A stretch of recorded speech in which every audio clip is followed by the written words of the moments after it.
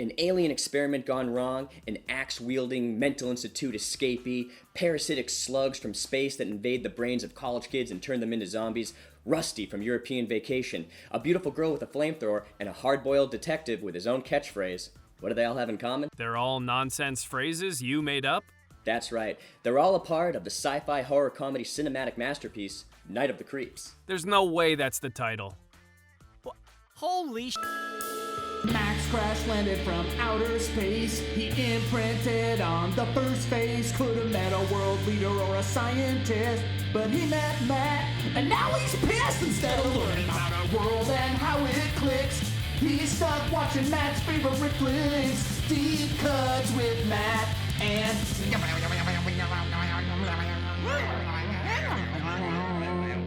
Max. Hi, I'm Matt Catanzano, and this is my friend Max. Max is from outer space, so tonight... You thought we could discuss the intricacies of how Earth supports intelligent life so I can report that useful information back to my planet? I thought we could watch the Fred Dekker classic, Night of the Creeps. Now first, I know what you're thinking. I can't imagine you do. Yes, this is the same Fred Dekker that gave us the Kids on Bikes Universal Monster movie mashup, The Monster Squad. Who are you? We're the Monster Squad. That's what you thought I was thinking? That's what this t-shirt's from. Night of the Creeps? No, it's from the Monster Squad. We're the Monster Squad. Then why don't you have a Night of the Creeps t-shirt? I mean, I do have one. I also have this poster and this awesome figurine, Tom Atkins. It's from Scream Factory. Right. Okay, a lot to unpack there. Aren't you like heinously in debt? Yeah. Uh-huh. But I like this stuff. Brings me joy. Here's an Earth lesson, though. Finally! Thank you. On Earth, you never wear the Things t-shirt that you're going to. You always wear something else that's related. Like, if I'm at a concert for the Mighty Mighty Bosstones, I don't wear a Mighty Mighty Bosstones t-shirt. I might wear one for, like, Big D and the Kids Table, unless they're the opening act, in which case I have to wear something else like Goldfinger, Rubik Fish, Less Than Jake. Never thought I'd say this, but can we please talk about the movie? We sure can. This puppy's perfect. Perfect? The title sounds like a woman recounting a speed dating service. Perfect. It's a horror comedy homage to sci-fi B-movies and zombie flicks with all the gore and goofiness of an 80s movie. Horror comedy, huh? Yeah, often attempted, but rarely pulled off. And you know what makes a good horror comedy, right? Picking one genre and not asking audiences to balance the tropes and expectations of both in the same movie? Nope. Stakes. See, in this movie, all the characters are fun and engaging, but the danger's also real. It's life-threatening. I mean, this movie has no shortage of funny lines. The guy's a bozo. He's the missing link. Chris, the man has one continuous eyebrow. But also, there's a character death in this movie that hits me so hard that every time I watch it, I tear up. Well, must have been very successful at the box office. Nope. Bombed upon its release. But found its audience with home video. So it got like a DVD release and everyone loved it? No DVD release. Not until like 2009. Before that, you had to do stuff like what I did, which is I found like a bootleg European version that I was able to watch just so I could see it. And then finally we got the real DVD release, which is pretty great. And now I have the Blu-ray, so we're all set. Debt. So much debt. I buy something I want and then hope that I can pay for it, right? No. You must be the envy of numerous imaginary friends. You're skeptical, but this thing has everything, including 2 prologues. One with these guys. Were those giant naked babies? No, they're aliens. That's offensive. And another one here. What's Friday night? You're such a gomer sometimes. Oh, did you see Plan 9?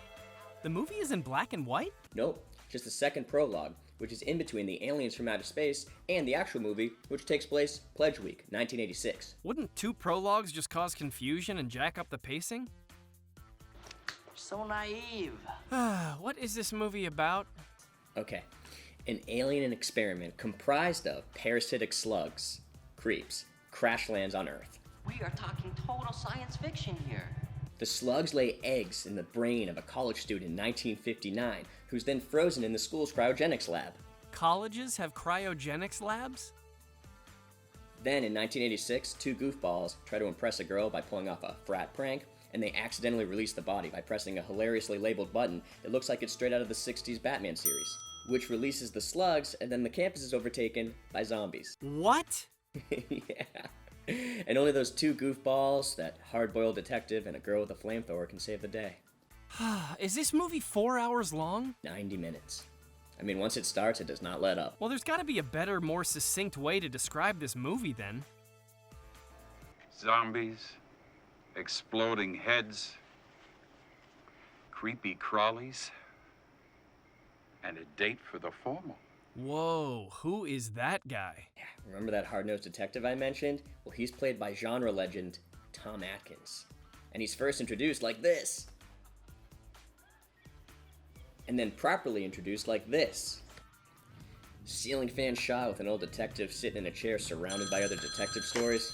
Wow, they're really laying it on thick there. Yeah, and you know this character does not want to be bothered, because he says this. Detective Cameron? No, Bozo the Clown. And then 10 seconds later, he says this. Detective Cameron? No, Bullwinkle Moose. Oh, and he's got a way to answer the phone that would make Uncle Jesse blush. Thrill me. Thrill me. That's his catchphrase. And he says it a lot. Thrill me. Thrill me. Thrill me. Okay, so now we have a alien invasion, a college sex romp, and a hard-boiled detective movie crammed into one? What is this, a homicide or a bad B movie? Not crammed, lovingly pieced together with care and passion by somebody who genuinely loves these genres. That's who should be sitting here with you! Ugh, I could be so lucky. But I tell you who we don't want sitting next to us, the douchiest frat guy of all time. Now let me get this straight. You guys want to pledge the betas? I'm sure there are douchier. You'd think so, but...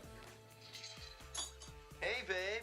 It's the Bradster. Oh, there it is. He wins. If I knew you were gonna pull a downer like this, I never even would have told you. I mean, this thing screams 80s, and it screams it loud. Check out these guys. Those look like 40-year-old men, not college students. Well, guess what, Max? Oh no, I triggered a fun fact. A bunch of those dudes are the makeup effects guys. To save time and money, they cast themselves so that they could be molded and be the exploding heads later in the movie. We're talking Kurtzman, Miller, Berger. Fun! Exploding heads? Gross. Yeah, there's little Easter eggs like that all over the movie. What's an Easter egg? It's like a little nod or a reference hidden within a movie. Who are they for? Everybody. So you. They're only for you. The most explicit in this is the familiar names of all the characters. For the record, this is Cynthia Cronenberg. And we're, Christopher Romero and James Carpenter Hooper. Landis. Homicide. And people enjoy when other people are referenced? Of course, especially when they're being referenced in the very genres they help define. Sure, nothing screams I made it like being referenced in a movie called Night of the Creeps. You know what the best Easter egg in the movie is, though? Graffiti on the bathroom wall that says, "Go Monster Squad."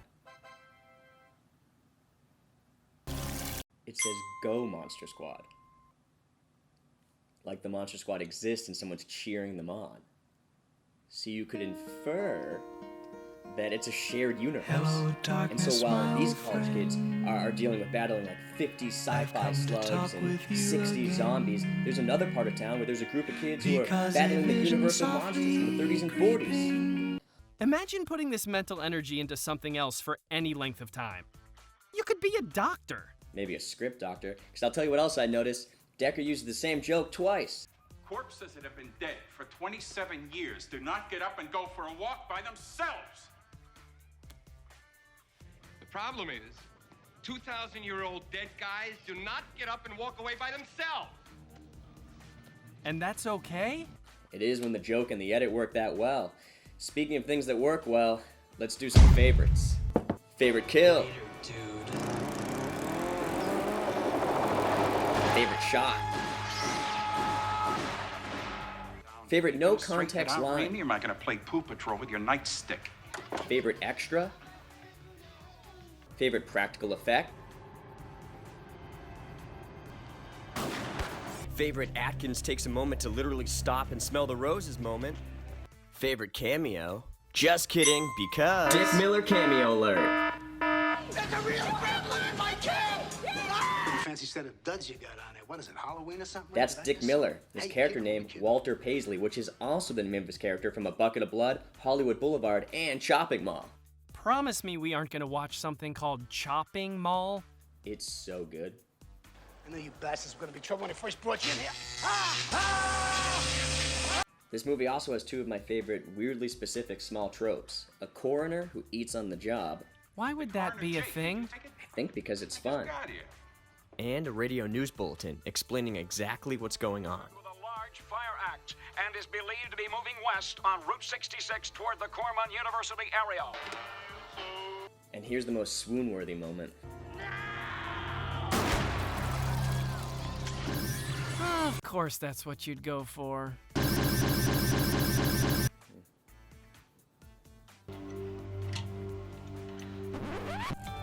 And now a moment of sincerity with Matt Catanzano. Hi, I'm Matt Catanzano. Look, Night of the Creeps, of course, is a fun, funny romp from start to finish. And a lot of the rewatch value is going to be based on the funny lines, the homages, and the practical effects. But there's something else I wanted to talk to you about. It has one of my favorite side characters of all time, JC. I personally would rather have my brains invaded by creatures from space than pledge of fraternity. JC is the lead's best friend, and we know that because in a refreshing twist, he says it multiple times. He says, "Chris, you're my best friend. Chris, I love you. Chris." If you weren't such an asshole, even girls might like you. And it's always treated with sincerity. I mean, 25 minutes into the movie, the self-absorbed, whiny, lovesick lead has this happen to him. It's a joke to you tonight. Hey, you, Chris. Every single day, I put up with your moaning about what's her name and how you wish you could fall in love. And I push and I push and I don't give up. And why? Why? You don't even know. You don't even care. Because it's important to me that you're happy. Is that so crazy? And if we gotta act like jerks and get in trouble in order to do that, then what the hell? I mean, it's better than acting like jerks for no reason, right? They talk to each other just like real friends. Yeah, like you'd know. And one more thing, JC has arm braces. There's no backstory to it, we never know why, and it's not really called out because it doesn't define that character. What defines that character is his wit, his charm, and his love for his best friend. We need more of that.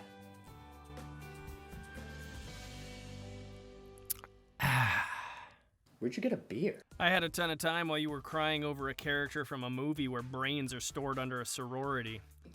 You know what? That's fair. So we watching this thing or what? Damn straight. We're watching the director's cut. And look, there's not a huge difference. It's really just the very, very end. But the director's cut is the preferred ending of me and Dekker himself. Yeah, I trust you. Okay, but first, one more favorite. This movie features one of the best taglines in movie history, and it's said out loud by the Atkins character. Revel in this. I got good news and bad news, girls. The good news is your dates are here. What's the bad news? They're dead. Yeah, that is a pretty baller line. Right? For further viewing, check out James Gunn's take on the whole alien slug subgenre, Slither. Ugh, these names. But for now, let's watch Night of the Creeps. But before we do, I want you to say it. Say what? The catchphrase. What? Where'd you get a landline? Doesn't matter. Ugh, fine. Thrill me. Thrill me. Ooh, hi. Thrill me.